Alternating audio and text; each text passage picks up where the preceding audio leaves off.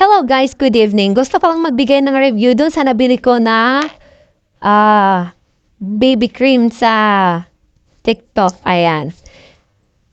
So guys, eto na nga siya. Kakabukas ko lang siya and tinignan ko agad yung ano niya. Ayan, okay naman siya. So, anong tawag dito? Nakabubble wrap siya and okay yung pagkabalot niya. Yun nga lang guys, nung binuksan ko siya, eto guys, yan, kita nyo ba? Ayan, o. Yan. Itong BB cream na to sa O2O, bumili ako guys sa halagang 224 pesos. Ayan.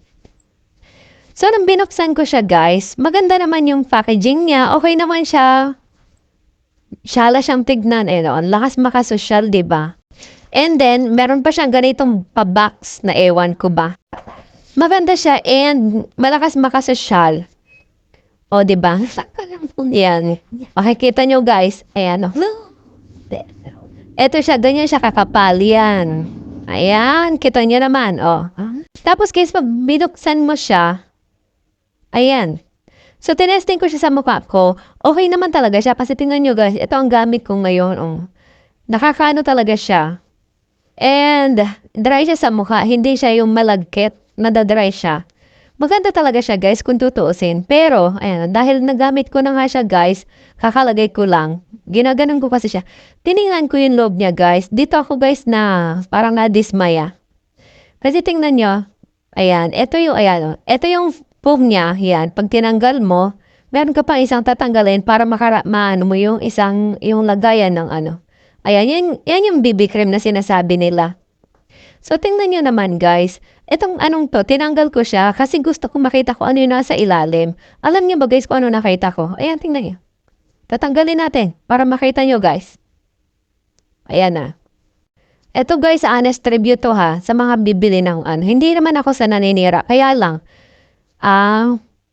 maganda naman talaga yung product nila. Yun nga lang guys, na ano ako, nadismaya lang ako guys dahil lang, ang ano pala niya. Kunin mo akong tiyanek siyan. Ayan.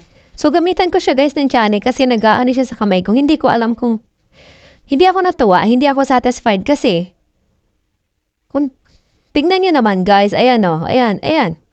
Diya, tatanggalin ko tong foam na to guys ha, kasi tinignan ko kung ano nasa ilalim niya. Ayan. Yan.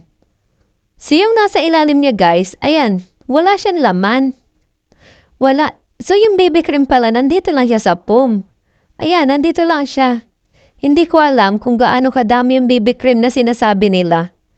Ayan, sa halagang 200 pesos, parang hindi talaga ako satisfied. Kasi, ito nga ang binili ko kasi para sabi ko, para mas medyo madami-dami siya. Siguro naman, in-expect ko kasi na aabot siya sa akin ng 1 month kasi nga, sabi ko, worth 200 pesos, baka madami. Pero nadismaya lang ako guys dahil foam lang pala siya. Foam lang talaga as in literal na foam. Tapos meron lang siya parang, alam mo yung parang tubig lang na, yung foam na binasa lang sa tubig. Tapos yun lang ang meron siya. Wala nang iba. Wala siyang stock na sasabihin mong merong BB cream dahil ito. Ayan. And tinanggal ko guys ha. Ayan lang yan. Ayan. Teka. Hindi ko alam. Dahil first time ko bumili ito guys. Pero, ayan o. Ito guys, wala nang laman yan. Ayan o. Oh. Kung makikita nyo. Okay pa sana kung medyo sinimplihan lang nila yung lagayan. Ay, ang bongga kasi ng lagayan eh. Siguro dahil kaya 200 pesos, itong lagayan lang talaga bibiliin mo eh. Ayan. Okay lang siguro sana sa akin kung medyo sinimplihan ng O2O yung lagayan nila. Tapos medyo dinamihan yung laman. Kasi yun naman talaga ang binibili, hindi naman yung lagayan, di ba? Ayan. So yun lang guys, honest review lang tayo. Kasi gusto ko lang talagang i-share sa inyo. Nadismaya lang talaga ako sa O2O kasi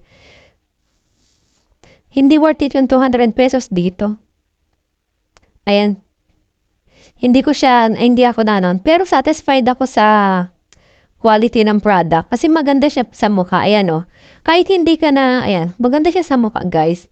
Kahit hindi ka na maglagay ng foundation. Kasi parang ano na siya, may kasama ng foundation. Kasi pag once na inilapat mo sa mukha mo yung BB cream na yung nagdadry talaga siya guys. And hindi, totoo yung sabi nila, no, tinesting ko kasi siya kanina na kahit basahin mo siya ng tubig, hindi siya mahuhulas. Hindi siya basta mahuhulas. Kasi parang iba siya pag lumapat sa mukha mo. Hindi siya yung mga, mga foundation na ay yung mga BB cream na pag nilagay mo sa mukha mo, tapos pinahid mo, matatanggal mo siya, hindi. Dahil wala talaga siyang satisfied ako dito sa product na ito, sa quality ng product. Pero hindi ako satisfied sa kung gaano siya kadami. Yan. Dahil sa 200 pesos, in-expect ko kasi guys na pang isang buwan ko na to. Pero parang feeling ko pang 1 week ko lang to. Siyempre pang daily use natin guys. Kasi lalo na ako dahil ako ay medyo may pekas ako sa mukha. Yan. Kaya gusto ko siyang matakpan. Ayan. Kung gaano kadami yung inyong worth 200 pesos. Binunggahan yung lagayan, pagdating naman sa laman. Nga. Wale. Ayan. So yun lang guys. Thank you so much for watching. Shinare ko lang sa inyo guys. Ayan.